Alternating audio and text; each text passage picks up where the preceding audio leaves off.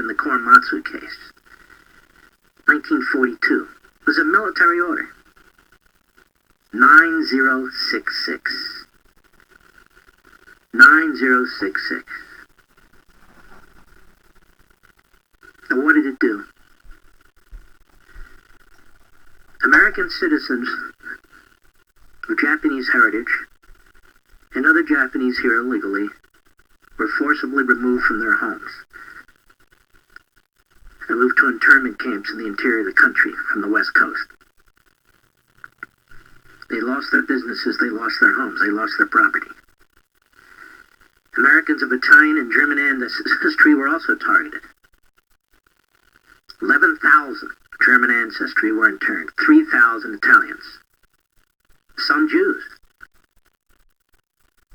were sent to refugee camps too. There were 10 of these camps across the country. They called them relocation centers. In Arkansas, California, Idaho, Utah, Wyoming, and Colorado.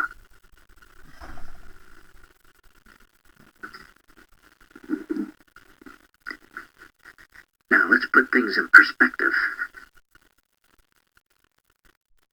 When Donald Trump issued an executive order, a lawful executive order, extremely similar to an executive order that his predecessor, Barack Obama, had issued,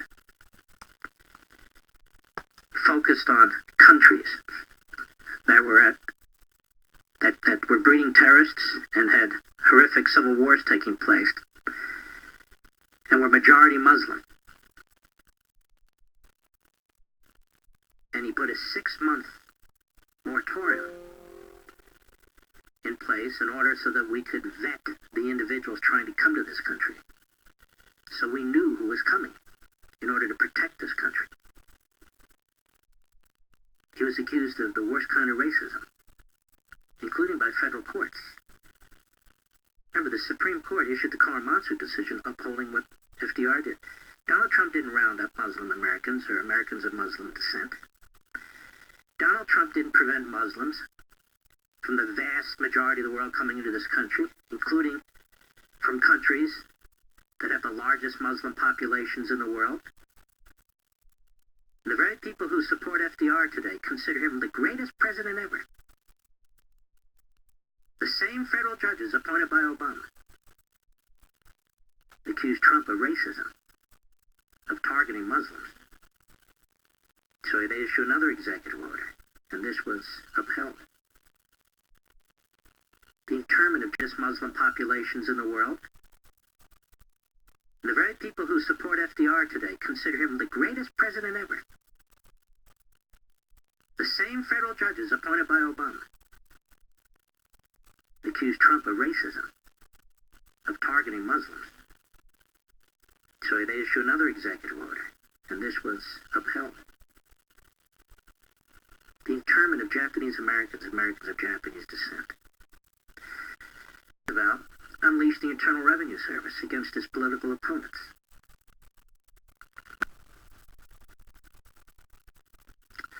Moses Annenberg, who owned the Philadelphia Inquirer, which at the time supported Republican candidates, found himself in a horrific internal revenue audit, trying to put him in prison.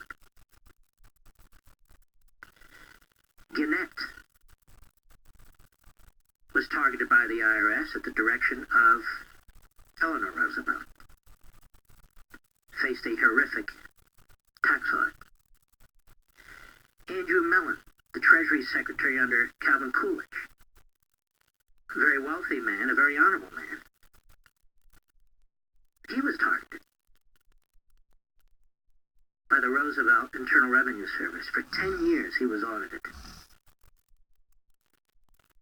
And they found nothing. Huey Long, who Roosevelt considered a threat on his left, governor then senator of Louisiana, was subjected to an FBI investigation. Of course, he was assassinated in the state capitol before they finished the FBI.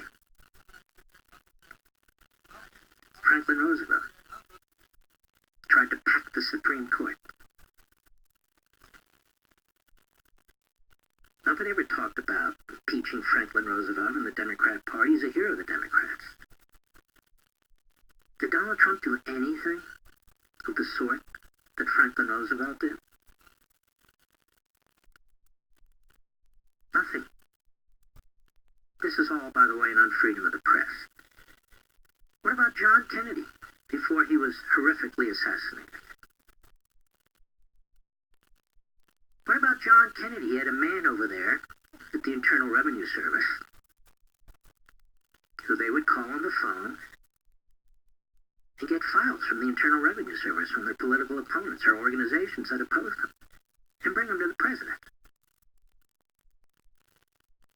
And some of those files were leaked to Newsweek, where Ben Bradley worked before he moved over to the Washington Post that was owned by Newsweek. And John Kennedy used to talk about the Internal Revenue Service and the filings of others like John Paul Getty.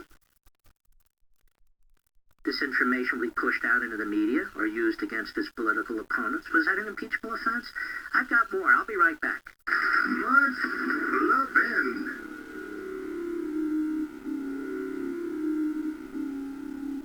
As we celebrate the Christmas and holiday season, we often pause to consider our many blessings. Hillsdale College thanks you for loyalty as it celebrates 175 years of blessings. Now, since 1844, Hillsdale has held fast to its mission to provide the kind of education essential to preserving free government. And for decades, the college has extended its educational mission on behalf of liberty through a variety of outreach programs. Perhaps you receive Imprimus for free every month, or have taken one of Hillsdale's excellent free online courses, or have attended one of Hillsdale's free regional events. You know of Hillsdale's refusal to take even 1 penny of government money. Now, this independence allows the college to focus on promoting its core principles: learning, character, faith, and freedom without government interference. So during this season of blessings, Hillsdale thanks you for your partnership in extending its mission to the country.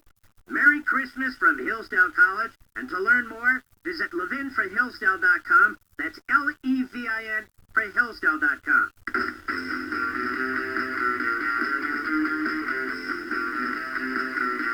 If I've been testifying, these are some of the things you would have heard. These are some of the things you would have heard. Lyndon Johnson could have been impeached for multiple violations, abuses of power. He used the IRS more than Kennedy did against his political opponents. He actually had the CIA spying on some of his domestic opponents. He had the FBI wiretap his vice president, who was running for president at the time, to see what his private positions were on the Vietnam War. When he was running for president in 1964, he had his political opponent's headquarters, Barry Goldwater's, tapped by the FBI and the CIA. He had the civil rights representatives at the 1968 convention, Democrat convention. He had their hotel rooms tapped. And he became a multi-millionaire while a United States Senator. I'm not done.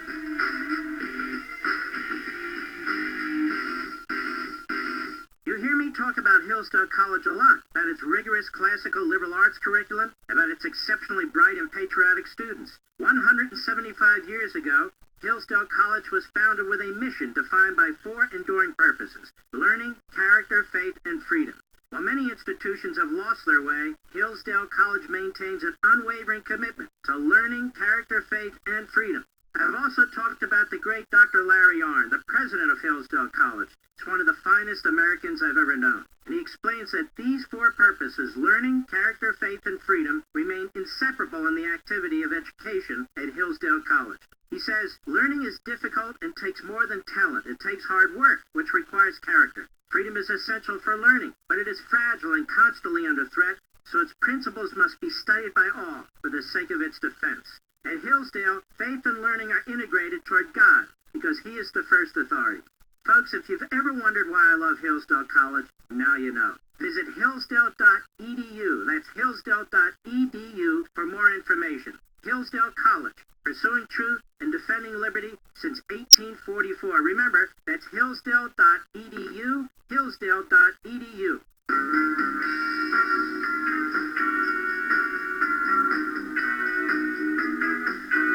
Mark Levin says today, what the backbenchers will repeat tomorrow. Call Mark at 877-381-3811. We've got a ways to go as we plow through this, and I think it's very important. Facts, knowledge, experience, and history can't be done in 3 minutes. In the case of Donald Trump, Nancy Pelosi, the Democrats, and the media have been desperately searching for something to hang their hats on to try and convince the American people that Donald Trump is an illegitimate president who should be removed from office. This iron triangle has done more damage to this country in the last 3 years than any of our overseas enemies. The Democrat Party media, and those in the bureaucracy who have sought to take out this president have done more damage to this country than any of our foreign enemies. Because as so many great men and women once said, Jefferson, Lincoln, Joseph Story, so many more, if America is to be defeated, it will be defeated from within. The allegations against the president are laughable. They are preposterous. Which is why we get speeches from law professors, speeches from former federal prosecutors and judges. Let us continue down history's lane. Lyndon Johnson would become one of the wealthiest men to ever serve in the Oval Office. When he got elected to the House of Representatives, he was one of the poorest men in Congress. As is written in a book about presidents, how they dealt with charges of misconduct. There's so many great authors.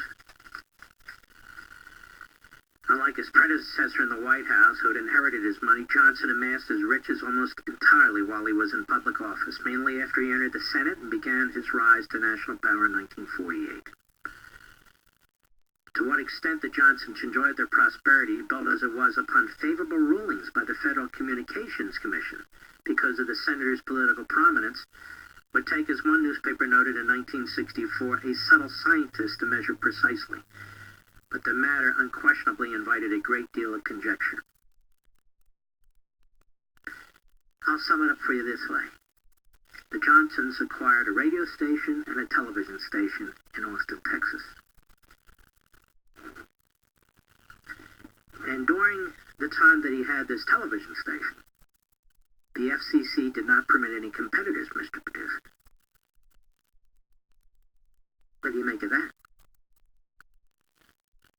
What do you make of that, folks? And how did he get this radio and TV station? Yet they talk about the emoluments clause when it comes to Trump. A self-made multi-billionaire. They want his tax returns. They never wanted Johnson's tax returns. They never wanted Kennedy's tax returns. Oh my goodness, what that might show. Okay. You are listening to CGRB, Conservative Gospel Radio Broadcast. You're listening to podcast Mark Levin, December 12th, December 11th, 2019. We thank you for tuning in. And if you're new, just hit the subscribe button. And we appreciate, tell your friends and neighbors about our channel. We're conservative gospel. Talk about the things of the conservative nature and of the association with God. Thank you very much.